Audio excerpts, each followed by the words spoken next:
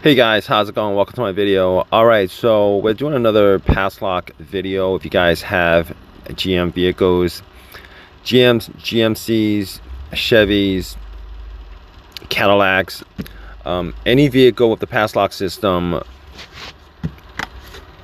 made by GM. So basically, if you guys don't know, if you guys have had GM vehicles, you guys know that this pass lock issue comes up every once in a while. It's a very common issue. It could come up when you try to jump another vehicle. Something as mundane as jumping another vehicle from your battery. Something as mundane as changing out the battery. It really doesn't take much to set the pass lock system to turn on, where it immobilizes your fuel system.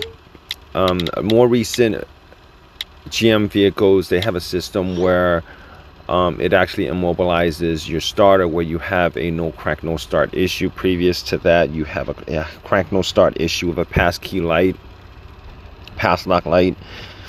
You guys get that little security light on your dash, you know that the issue is a security issue, and for the most part, sometimes that's a good thing, because it actually narrows down the problems that could exist to cause this issue.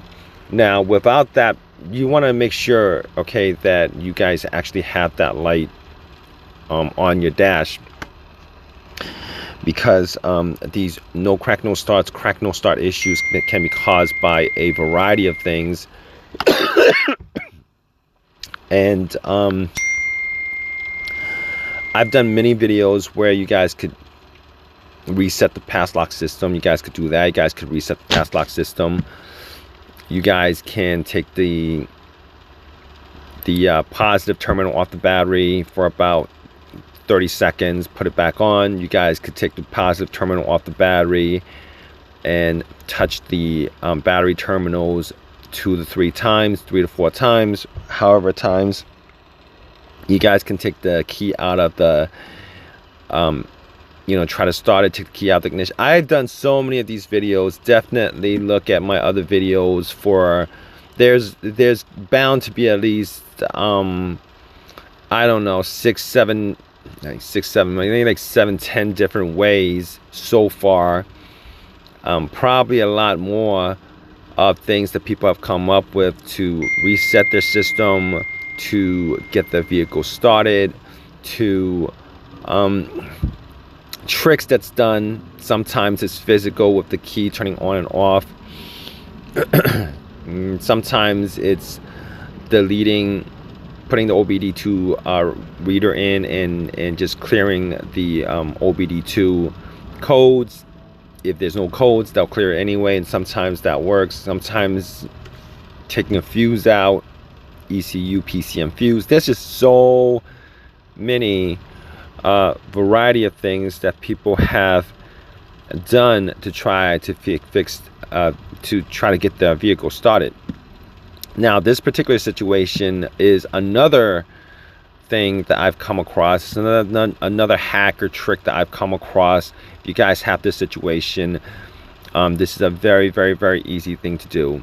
All right, if you guys put your key in ignition, try to start it, and you don't get a crank, or you don't get a crank, okay, you just get a no crank no start scenario, but you get the pass lock light on your dash, and your battery is good. There's no problems with your battery, anything like that.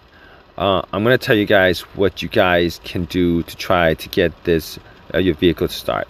Now, you're going to need your second key. Now, I know a lot of people don't keep the second key around. Some people lose their second key. Some people never had a second key. Some people don't have a second key. Some people, the one they have is their second key. A lot of different scenarios. All right, if you guys have the secondary key to your vehicle, Normally vehicles come with 2 keys. You guys have the secondary key. You guys should definitely look for it and try to use it to start it, because a lot of times, for whatever reason, well, to be honest with you, I'll tell you what the reason is. All right, sometimes the key that you've used to start your car, a truck or whatever, it gets worn out over time. You're constantly putting it in, taking it out, constantly putting it in, turning it, taking it out. Over time, that metal gets worn. Once that metal gets worn to a certain degree, what happens is it won't, the ignition cylinder won't be able to read the key itself physically. And then you have this situation where it says it's probably the wrong key. The security light comes up, it says you can't start it. So when you guys go and get the secondary key, which in most cases probably maybe used once or twice, has never been used, you pop it in. It's a fairly brand new key. All the ridges are there. It's not worn. You turn it and it turns on. That's the trick for this video, is to use your secondary key. Sometimes, in a rare occasion, for whatever reason, the chip inside the fob key is corrupted in some way. It lost the connection is lost. It's whatever that's programmed in the old key. It's not programmed. If you guys get in that scenario, I think the trick to that is to put the key in ignition, turn it on and off 3 times or something like that. I'm not quite sure. You guys can have to look that up. I might make a future video of this, but for this video, if you guys are looking for a hack or a trick or a quick fix out of this situation, if you guys have that secondary key, definitely look for that secondary key and try to start it. All right, now if that works, it means that the key that you've been using has issues. All right, best thing to do is just get another key from the dealership. I think it costs anywhere from $100 to $140 to get a fob key made, and you should be good with that.